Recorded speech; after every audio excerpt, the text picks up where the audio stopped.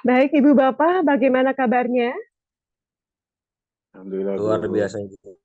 Alhamdulillah, bagaimana order catering per hari ini semakin meningkat di berbagai provinsi di Indonesia ini? Karena sebagian besar di sini di industri catering. Pak Duta, ada laporan, Pak? Bagaimana, Pak? Ingin tahu, Pak? Belum masuk, Pak Dutanya?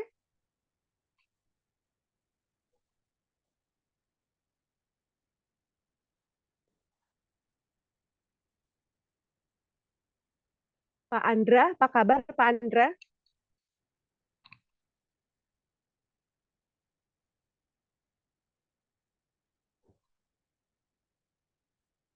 Ibu Wahyuni sudah sehat, Ibu?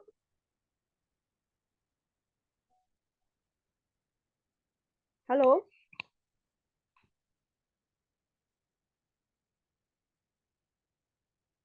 Halo, suara saya bisa didengar dengan jelas, Ibu Bapak?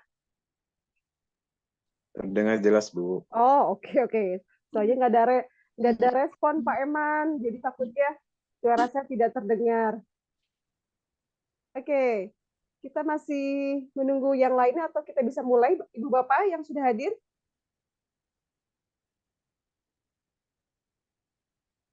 Sambil berjalan aja, Bu.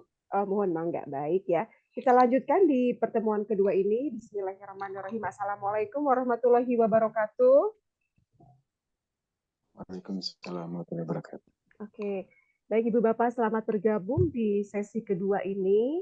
Kita berharap di tengah kesibukan Ibu Bapak tetap masih bisa menyimak, bisa berdiskusi satu sama lain, sehingga kegiatan perkuliahan ini tidak hanya satu arah saja.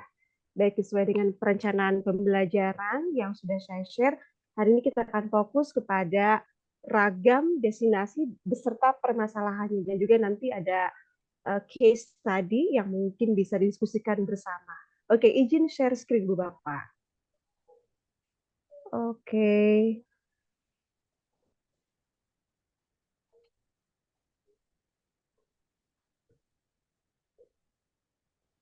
baik Ibu Bapak bisa melihat eh, eh,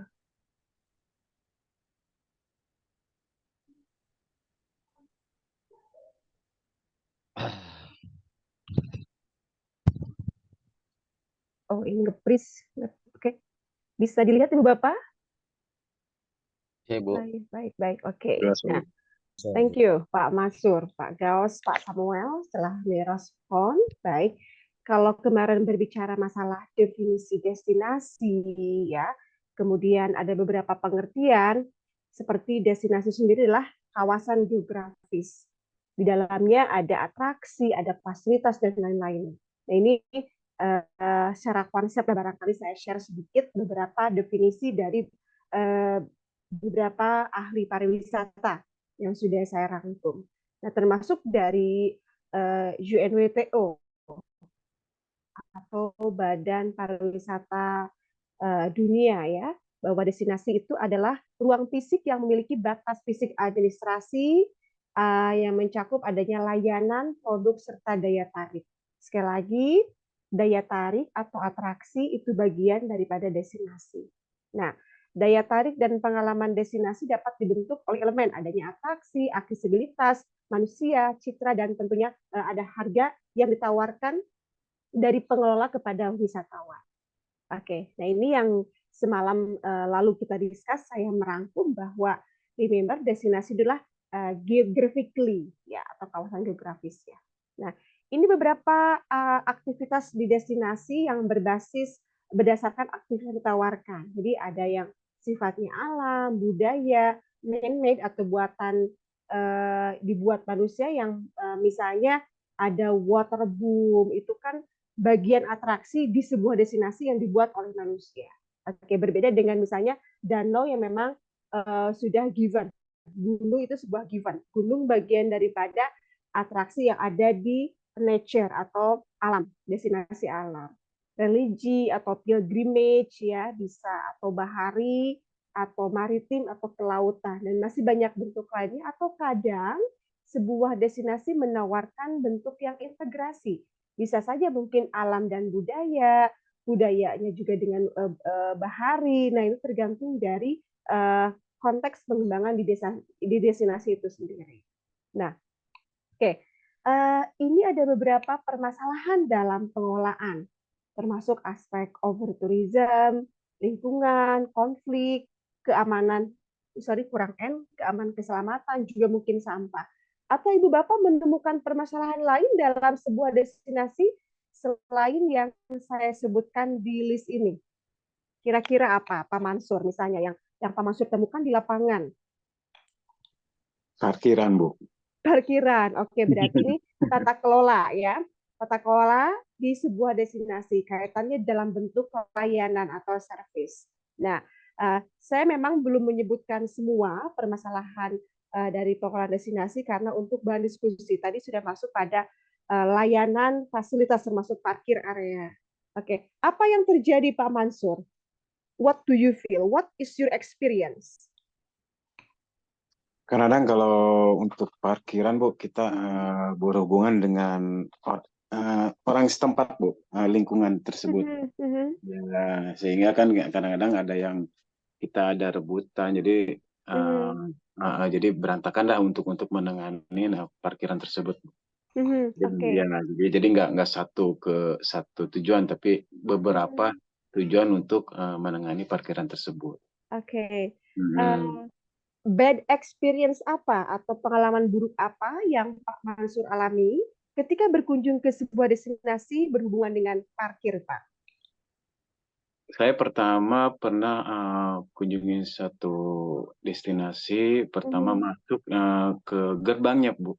Gerbang itu udah membayar. Nah, pas di dalam itu bayar lagi, Bu. Seperti itu.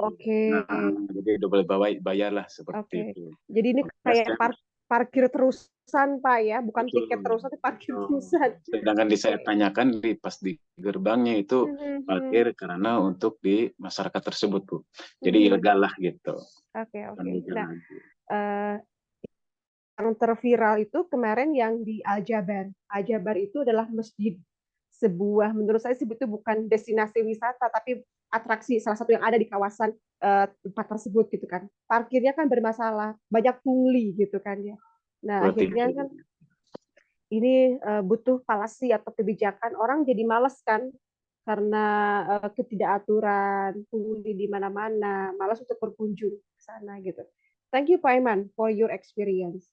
Oke, Pak Samuel pernah mengalami atau melihat permasalahan destinasi mungkin di aspek overtourism, lingkungan, atau mungkin sampah, atau yang lainnya? Silakan Pak Samuel. Baik Ibu, terima kasih Ibu. Ya, silakan mungkin Pak. Kalau dari kacamata saya pribadi terkait sampah, betul Bu. Mungkin perannya sarana di masing-masing titik wilayah destinasi wisata itu. Pertama, kedua, mungkin dari sisi penyediaan pengelolaan UMKM Ibu ya, terkait penyeragaman atau harga di daerah tempat destinasi wisata biasanya itu sangat berbeda sekali dengan wilayah-wilayah yang tidak ada destinasi wisatanya, Bu. Itu yang sering-sering terjadi yang pernah saya alami. Terima kasih, Ibu. Oke, baik Pak Samuel. Menurut Pak Samuel sebagai yang mengunjungi, kira-kira solusi apa yang harus diterapkan, Pak? Siapa nih yang harus handle? Pengelola, pemerintah, masyarakat, atau bagaimana? Mungkin terkait pendirian suatu pariwisata, Ibu, tempat wisata, kan banyak sekali stakeholder yang berkepentingan di situ. Mungkin dari pihak pemerintah daerah, itu kan kota bisa melakukan pengelolaan yang baik, bicara dengan masyarakat setempat terkait sampahnya, itu kan, terus ada rambu-rambunya. Kedua, terus terkait masalah UMKM, penyediaan jasa pelayanan F&B-nya diatur sedemikian rupa dengan pengelompokan dari mungkin jenis makanan, minuman, terus sampai harga kalau bisa ditentukan dengan yang masih dijangkau oleh pengunjung. Karena biasanya kebanyakan mereka tuh kalau bahasa Jawa itu nutuk, Bu ya, nutuk. Mumpung di tempat wisata harganya Iya, nggak kira-kira, Bu? iya betul Mungkin betul. begitu. Terima kasih, Iya, Bu. ya, baik Pak Samuel. Ya, fenomena harga tinggi di tempat wisata juga mungkin terjadi di hampir di seluruh Indonesia gitu kan. Misalnya air mineral saja yang masuk akalnya 2.000 tiba-tiba bisa jadi 7.500 gitu kan. Nah, ini juga contoh-contoh yang tidak ada standarisasi gitu kan ya. Jangan sampai ini menjadi sebuah aji mumpung tapi layanan kepada wisatawan terabaikan gitu ya. Oke, thank you. Saya mengundang satu lagi terkait isu-isu di destinasi. Barangkali saya izin mengundang Pak Ihsan Julianda, silakan.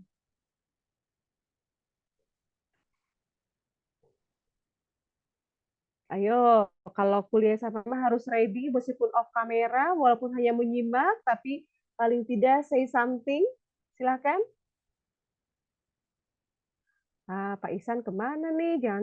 Jangan sampai cuma nyimpen Zoom bungku ya. Oke. Pak Anwar, silakan Pak Anwar.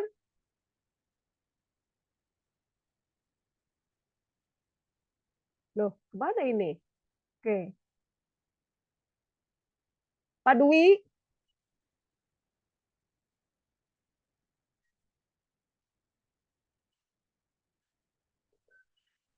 Pak Dwi Agus, apakah masih ada menyimak?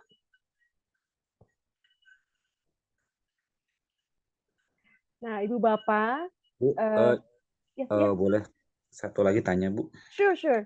Silakan. Di daerah distribusi itu adakah pelayanan kesehatan, Bu, klinik? Karena saya belum pernah sih, karena atau mungkin pas jalan-jalan itu sehat kali, Bu ya. Jadi kita tidak masuk ke daerah situ gitu. Iya, oke, baik. Gitu. Menurut aturan terbaru, apalagi waktu pasca COVID-19 ya, pemerintah mengeluarkan Kemenparekraf ya, kaitan dengan panduan CHSE, bahwa di setiap destinasi itu di radius sekian kilometer itu harus ada layanan kesehatan terdekat. Ya, walaupun misalnya bukan seperti rumah sakit atau puskesmas, tapi di destinasi itu paling tidak mungkin ada rujukan kesehatan seperti itu, karena itu juga bagian daripada layanan kepada wisatawan. Ya, seharusnya demikian. Oke. Karena Apalagi kalau di daerah kalau Pak pelayanan Samuel. publik transportasi itu kan kita udah melihat ada, Bu ya, kayak klinik-klinik kesehatan kayak KAI gitu kan, atau mungkin terminal bus itu selalu ada. Tapi kalau saya lihat di daerah destinasi wisata itu seperti yang tadi Ibu bilang harusnya ada, teman kayaknya belum ada sih, Bu. Gitu. Oke, baik, makasih. Jadi seperti ini konsepnya. Sebentar saya akan breakdown. Jadi di layanan itu, oke, bentar Pak.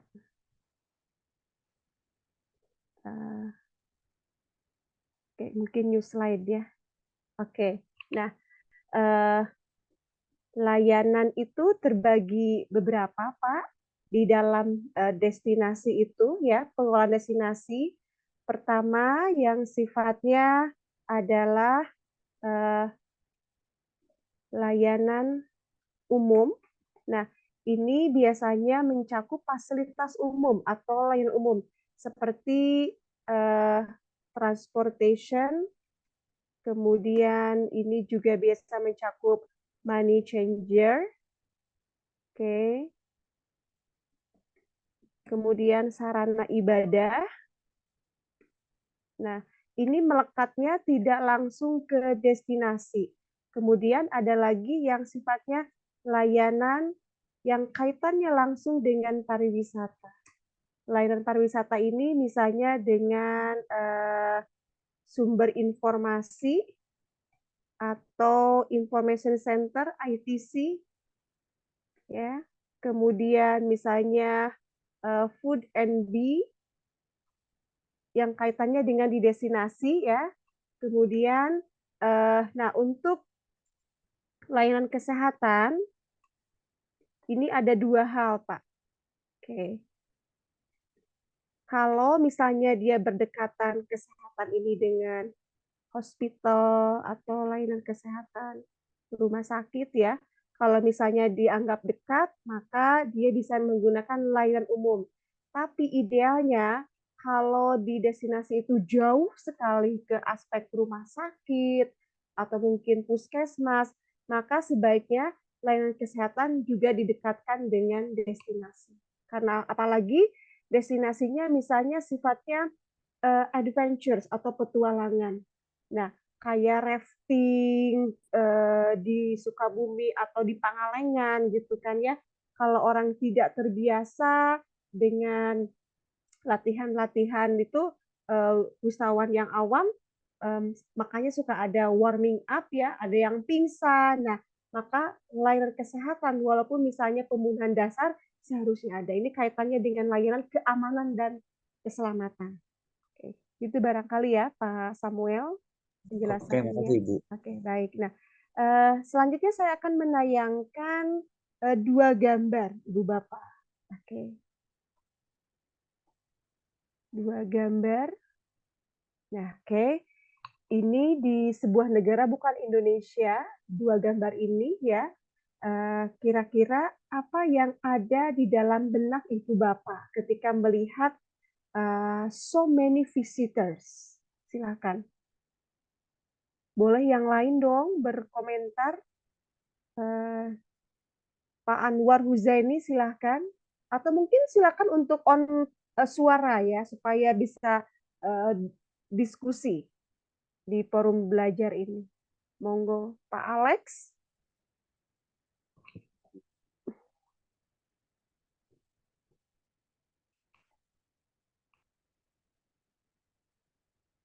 Nah, pada kemana ini Bapak-Bapak, Pak Denny, Pak Andra? Ya, Bu. Ya, mangga silakan Pak. What's your comment? Melihat 2 gambar ini. Mungkin terlalu berlebih pengunjungnya terlalu membludak, Bu. Jadi kita tidak bisa menikmati pemandangan yang kira-kira mau di pantai atau di mana nih, Bu. Baik, oke. Tourism ya, Bu? Ya, can be. Ini adalah kasus over tourism. Oke. Kalau sudah begini, maka ini dampaknya kepada kenyamanan pengunjung atau mungkin juga pada aspek keselamatan karena mungkin so crowded tempat ini sehingga hak-hak sebagai wisatawan juga tidak terpenuhi dengan baik. Oke. Nah, kita masuk slide berikutnya. Nah, Ibu Bapak ini ada sampah laut ya. Sangat ironis gambar ini. Ada perahu di sini. What do you think, Pak Muhammad Faizul? Atau mangga silakan yang memberikan komen dari kelas ini, tidak mesti saya tunjuk. Pencemaran lingkungan ini, Bu. Ya, pencemaran lingkungan. Oke. Menurut Bapak, apakah ini juga sesuatu yang tidak nyaman buat lingkungan maupun wisatawan? Betul, sangat Ibu. Kebetulan dekat tempat saya juga begitu yang di Timika. Timika, di Papua, Pak? Betul. Pantai apa atau laut apa? Ada ekoturism di situ. Hutan bakau. Bakau, oke. Cuman di bawah-bawahnya itu sampah semua. Baik, terima kasih ya. Baik, terima kasih Pak Hendrikus Hendri melihat fenomena yang ada di Timika, Papua. Nah, saya akan ini juga fenomena sampah plastik ya. Namun saya tidak spesifik menyampaikan ini adalah impact dari tourism, tapi ini informasi general bahwa sampah di Indonesia selama 1 dekade terakhir ini terus meningkat, ya. Oke. Jadi ini adalah data sampah plastik Indonesia terus meningkat. Tentu saja ini juga sekian persennya dikontribusikan oleh sektor tourism. Nah, jadi Ibu Bapak one day Ibu Bapak punya modal, ya ingin mengembangkan destinasi, harus memiliki kepekaan pada aspek pengelolaannya tentu saja, ya.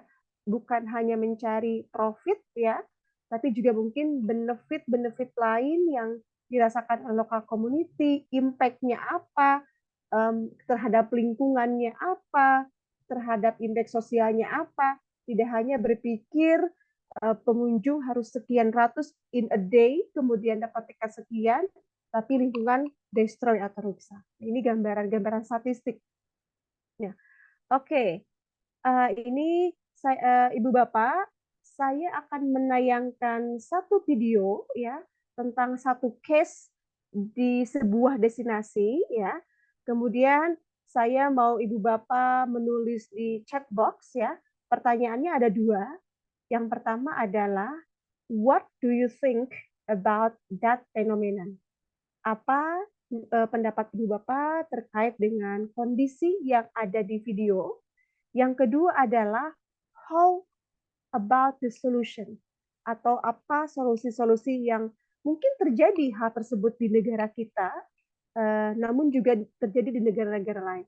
Jadi, what do you think about phenomenon? Yang kedua adalah how. Oke, saya akan tulis di chat ya Ibu Bapak. Assignment, bukan assignment lah, materi diskusinya. Jadi, tugasnya adalah menyimak video, kemudian sampaikan pendapat Ibu Bapak terkait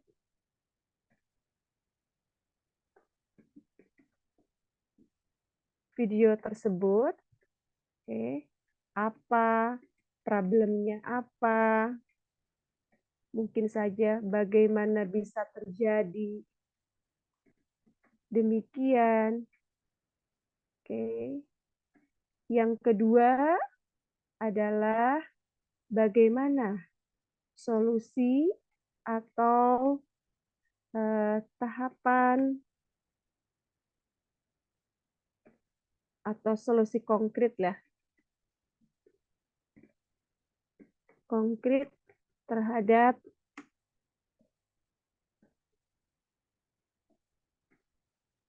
kondisi tersebut. Oke. Videonya memang dalam bahasa Inggris, tapi rasanya bisa mudah dipahami ya Ibu Bapak ya. Oke. Kemudian jawaban bisa di chat box. Tuliskan nama. Atau bisa langsung open your speaker. Oke. Siap Ibu Bapak ya. Oke, saya akan tayangkan videonya.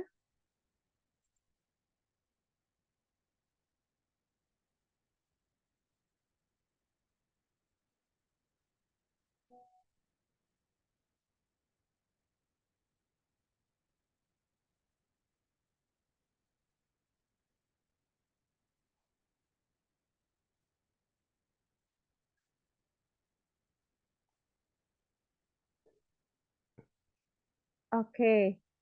Residents of some of the most beautiful cities around. Oke, suaranya bisa didengar nggak, Bapak? Suaranya didengar videonya? Jelas, Bisa Bu. Ibu, bisa. Saya Jelas akan kok. tanyakan ya, bahwa ini adalah satu case bahwa apakah sebetulnya tourism bisa destroying cities atau merusak satu kota atau mungkin lingkungan tertentu. Oke, I'll give you time Ibu Bapak untuk menyimak, mengkritisi dan juga memberikan solusi terkait kaitannya dengan pengelolaan sebuah destinasi. Oke, enjoy the video. Destroying cities. Residents of some of the most beautiful cities around the world have been protesting against tourism. And there has been anti-tourist violence in places like Barcelona and Venice. But why? There are 4 ways that tourism can affect cities: overcrowding, pollution, bad behavior, and rising prices. Let's begin with overcrowding. Venice, a city of 60,000 people, welcomes nearly 30 million visitors a year. That's 76,000 tourists a day. Spain had 82 million visitors in 2017, with 9 million visiting Barcelona alone. There are even traffic jams climbing Mount Everest now. Overcrowding has an obvious effect on traffic, footpaths, and queues. It can also affect a city's culture and identity, like in Barcelona, where locals are complaining tourism is diluting its vibrancy and history.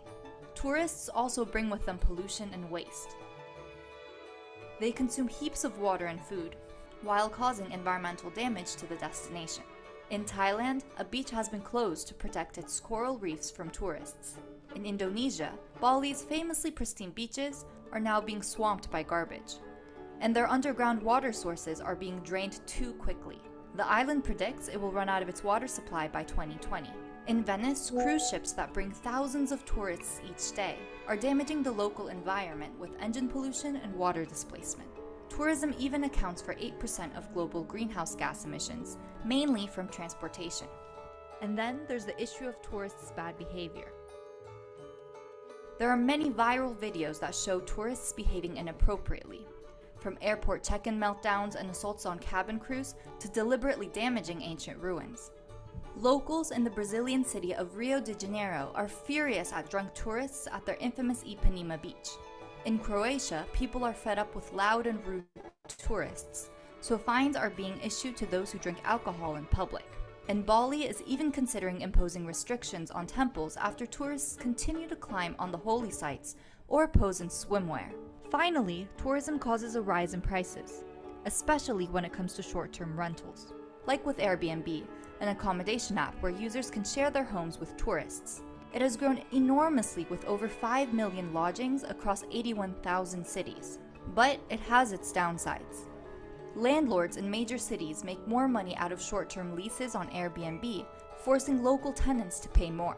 In some cities, it can raise housing prices as people look to invest in Airbnb homes. These rising prices are not just limited to Airbnb though. In Cambodia, citizens were evicted from fishing villages so that resorts could be built on the beaches. The increased cost of living is forcing residents out from some of the most beautiful cities in the world. But there is hope. Cities are starting to recognize the impacts of mass tourism and are looking to introduce measures to deal with the load. Fines for behavior are being introduced in cities all over the world. Regulations are starting to hit Airbnb, with their listings in San Francisco, Barcelona, and Paris dropping. Iceland and Greece are instituting caps on arrivals. Venice is planning to divert massive cruise liners to reduce some of the environmental damage. And growing recognition of over-tourism could push visitors into more environmentally and culturally friendly tourism, in an attempt to save some of these delicate sites for generations to come.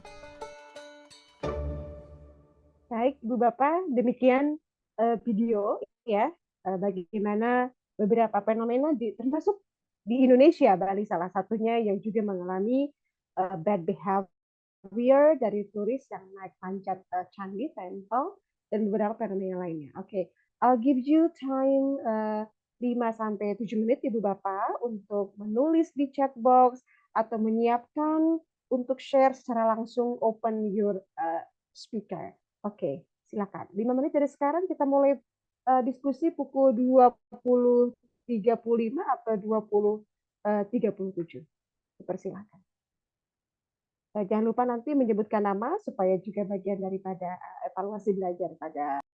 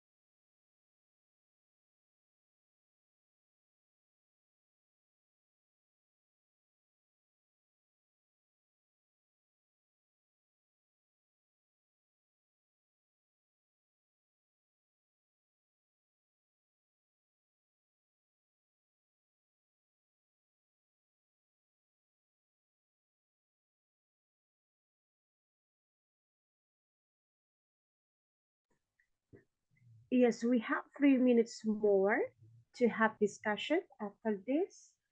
You may deliver, boleh menyampaikan di chat box, or you can speak directly from the Zoom.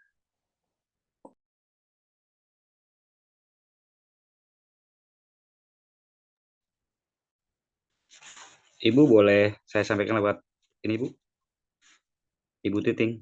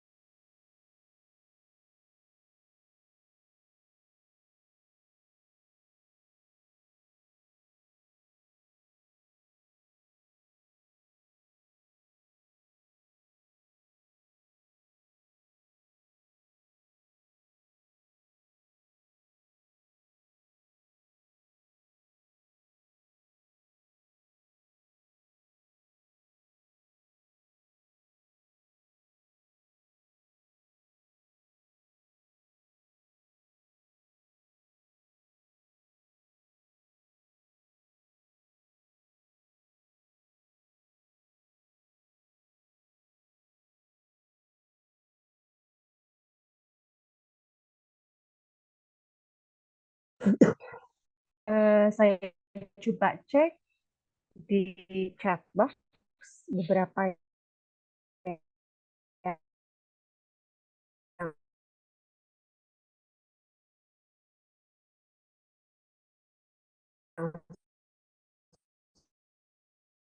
sudah masuk. Thank you so much. I would like to say to Pak Gao, beberapa negara tadi terdapat permasalahan berbeda. Oke, environment destroy ya, kerusakan lingkungan. Thank you Pak Henry. Ya, misalnya seperti apa? Oke. Kemudian, ini mesti penambahan dari Pak Gaos ya. Oke. Solusinya tata koordinasi usaha yang merata dan tidak di satu titik. Nah, mungkin ini nanti saya akan minta klarifikasi what doesn't mean dengan satu titik ini. Oke, next, ujung yang sangat tinggi pada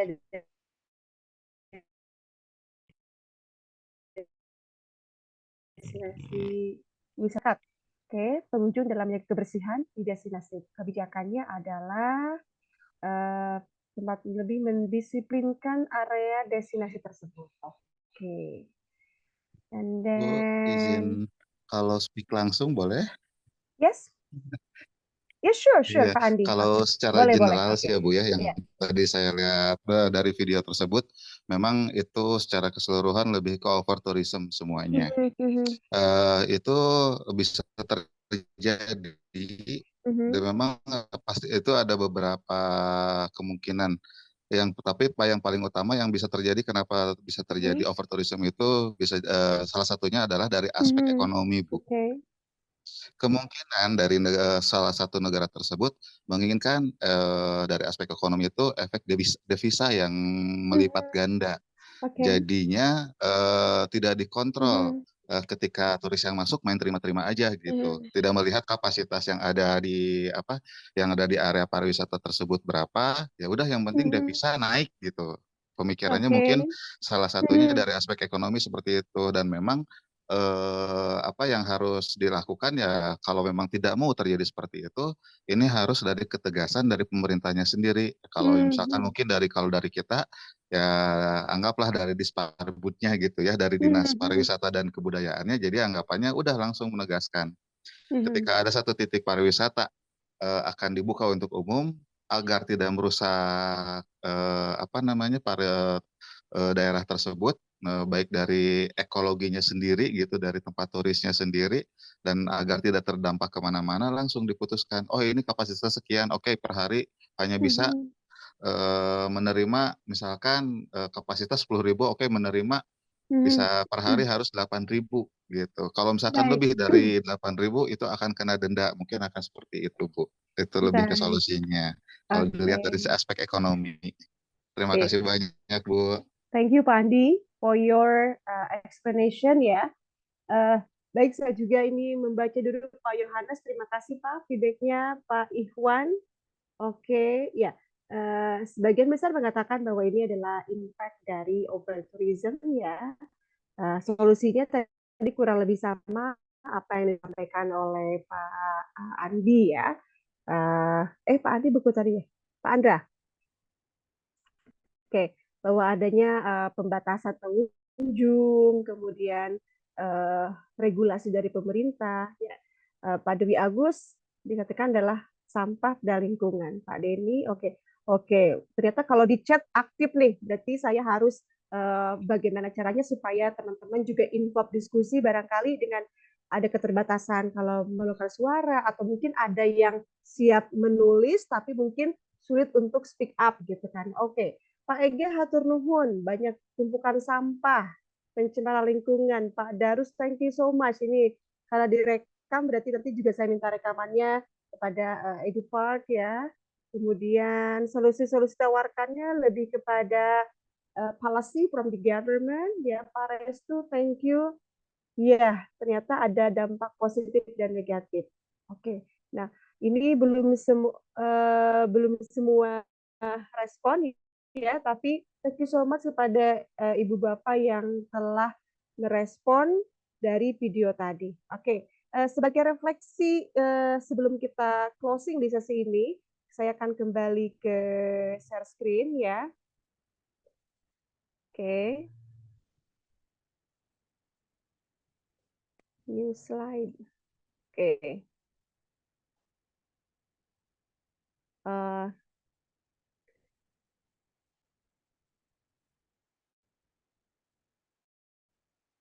Oke, saya mengatakan ini adalah refleksi.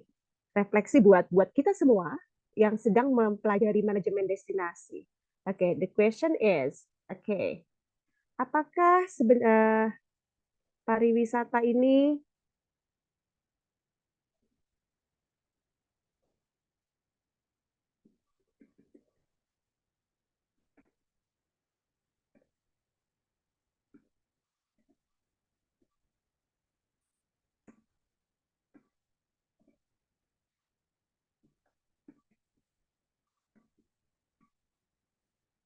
berdampak positif atau negatif? Atau dua-duanya bisa terjadi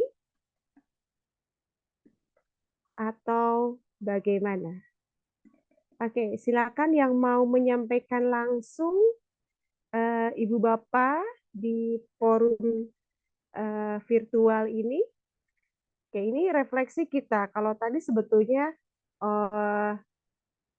melihat dampak negatif gitu kan ya, atau sebetulnya ada dampak positif, atau mungkin dua-duanya terjadi, atau mungkin so that's why I'm trying to know your answer.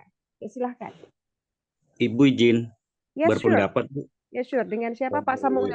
Tadi lihat video yang Ibu berikan. Ya, silakan. Sebenarnya ada dua sisi, Bu ya, sisi positif dan sisi negatif. Kita tahu bersama bahwa pariwisata itu adalah salah satu bagian yang bisa menjadi mesin penggerak pertumbuhan ekonomi suatu negara, Bu, atau suatu daerah, baik kota, provinsi kan.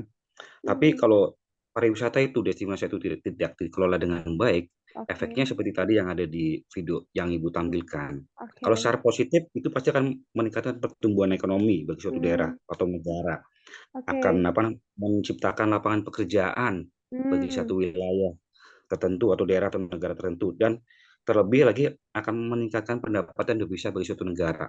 Contoh kayak tadi ya, kayak Barcelona, kayak Brasil dan lain-lain, itu kan salah satu tempat wisata yang sudah terkenal. Dan sekarang di belahan dunia pun sudah melakukan kayak bebas visa. Jadi setiap warga negara yang ada di dunia ini bisa saja kemanapun bertujuan untuk mengunjungi suatu destinasi wisata. Itu yang memudahkannya, itu akan memberikan hal positif bagi suatu negara yang dikunjungi.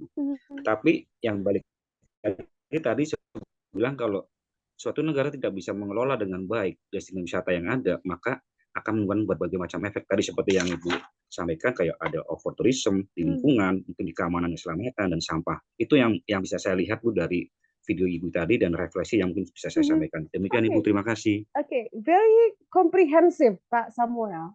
Oke, ternyata kita tidak menampik bahwa there are some positive impact and also negative impact if we cannot manage well. Kalau kita tidak bisa memanage dengan baik, pasti dampak negatif yang akan muncul. Oke, nah pertanyaannya adalah lanjutan, barangkali mohon yang juga bisa menyampaikan opini. Dari mana mulainya agar satu pengelolaan destinasi ini bisa ditata dengan baik? Apakah dari harus pemerintah dulu, masyarakat dulu, yang punya duit dulu, investor dulu, atau siapa? Silakan. Selamat malam, Bu. Yes, Pak Gaos, bangga Pak Gaos, silakan. Izin, Bu, menyampaikan. Ya, memang dalam bisnis pariwisata ini memang saya sih, saya lebih ke positif ya, Bu. Seandainya adanya di antara usaha, terus pengelola, serta pemerintah, Bu. Yang dimana memang harus diawali dari pemerintah. Dimana kalau di daerah, misalkan kabupaten, ada yang namanya dinas pariwisata ya, Bu ya. Berarti nanti di sana ada kepala dinas pariwisata. Nah, di situ memang yang harus membuat aturan yang updating terus sesuai dengan perkembangan pariwisata, sehingga semua bisa diakomodir, baik untuk si pengusaha untuk pengembangan, pengelola juga memang, terus adanya komunikasi di antara mereka, karena pasti harus ada ke pemerintah daerah, sehingga sebelum dilakukannya usaha pariwisata, di situ bisa kan alat komunikasi untuk saling sinergi, seperti itu, Bu. Terima kasih. Oke, terima kasih Pak Gaos. Oke, berarti semua memiliki peran masing-masing. Pemerintah, swasta, industri harus saling sinergi barangkali ya Pak Gaos. Oke, teman-teman, saya ingin bertanya, di daerahnya masing-masing, ini kan saya tahu Ibu Bapak dari berbagai daerah ya gitu kan ya. Permasalahan yang muncul yang paling banyak ditemuin di tempat masing-masing apa sih Pak? Apakah misalnya dominansi investor, atau mungkin ketidakberesan regulasi atau mungkin ketidakmampuan masyarakat dalam mengelola. Silakan, saya ingin tahu juga dari berbagai kondisi di provinsi yang mungkin Bapak Ibu berdomisili saat ini. Izin Bu, saya Johannes Bu. Yes, Pak Johannes, silakan.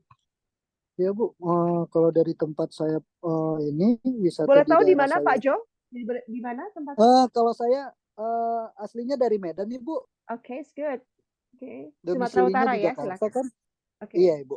Ya, please. Kalau di Sumatera itu mungkin kurang penertiban dari ininya ya Bu ya.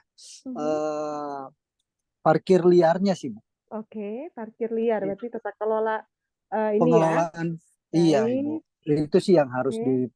dibenahin kalau misalkan dari temuan pariwisata di Sumatera itu banyakannya seperti itu sih Bu.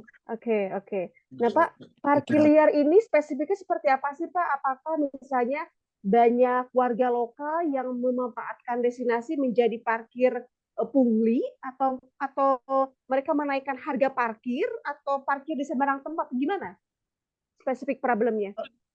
Bisa dari ketiga faktor itu masuk semua tuh Bu. Oke, oke. Gitu. Dari 3 faktor itu masuk semua tuh, dari warga lokal sendiri yang memang pengutipan liar, akhirnya jadi sembarangan untuk parkirnya gitu sih Bu. Oke. Baik Pak Jo. Oke. Dari provinsi lain dong boleh bersuara supaya juga saya menambah wawasan kondisi-kondisi real yang ada di provinsi masing-masing. Please.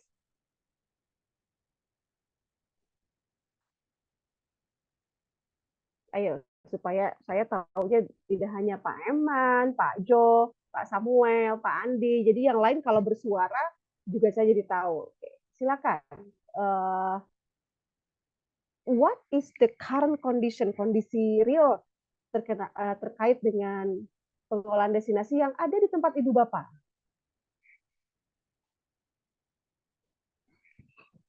Pak Yudianto, silakan Pak Yudianto.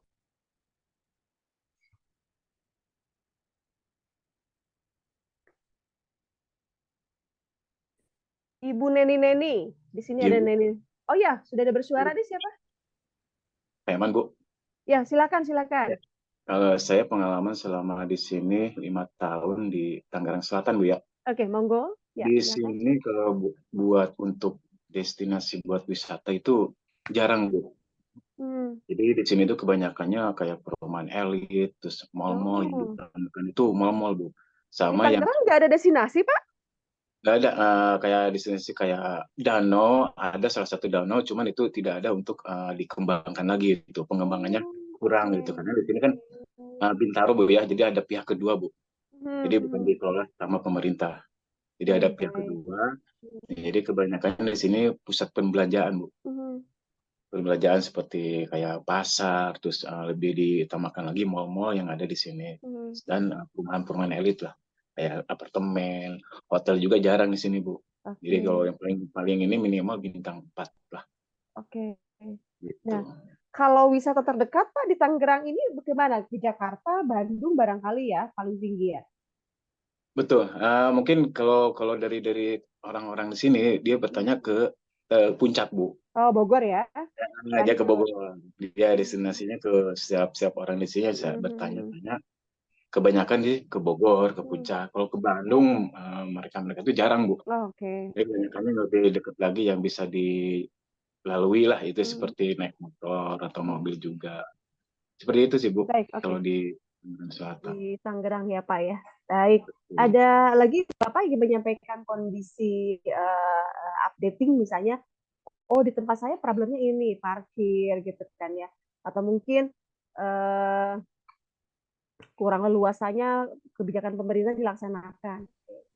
Terima kasih juga teman-teman yang sudah memberikan feedback di chat box. Pak Simon Marpaung, thank you so much. Over tourism solusinya menekan membatasi kunjungan. Oke, thank you. Pak Restu, yes, we can say ada juga dampak positif negatif. Thank you. Pak Darus, pembatasan akses ya Pak Ega. Ya terima kasih Bu Bapak. Ini akan menjadi record saya untuk proses learning di kelas virtual ini karena sekali lagi bahwa kelas virtual ini tentu memiliki keterbatasan. Satu, Bapak Ibu always off kamera. Walaupun suara saya dengar, saya juga terbatas melihat ekspresi. Walaupun I will be happy if Zam, you open your camera gitu ya. Tapi mungkin Ibu Bapak sedang bersamaan dengan kegiatan yang lain, lebih oke. Sepanjang menyimak perkuliahan ini supaya kita juga saling memberikan manfaat dan insight. Oke, baik Ibu Bapak. Saya mungkin cukup 1 jam di materi virtual ini gitu ya. Satu hal yang ingin saya underline bahwa pengelolaan destinasi bukan semata-mata meningkatkan jumlah pengunjung yang datang ke satu tempat, tapi juga memikirkan bagaimana dampak lingkungan, sosial, dan juga dampak-dampak lainnya. Nah, di kelas yang katakanlah ini adalah kelas karyawan, saya berharap critical thinking-nya juga menjadi satu hal yang penting karena di mungkin S1 pariwisata ini lebih kepada bukan hanya konseptual aja yang dipahami, tapi juga melihat kondisi-kondisi realitas. Baik Ibu Bapak, ada pertanyaan sebelum saya close sesi ini? Enggak? Cukup Ibu. Baik, kalau tidak ada pertanyaan, terima kasih. Kita masih memiliki satu pertemuan lagi. Kalau di kurikulumnya EduPart, setelah pertemuan kita akan ada midterm test. Midtermnya lebih kepada mungkin essay. Silakan untuk mengelaborasi salah satu case yang mungkin akan saya berikan nanti. Thank you so much for today. So everyone, good night and see you next day. Assalamualaikum warahmatullahi wabarakatuh. Bye. Waalaikumsalam Waalaikumsalam warahmatullahi wabarakatuh.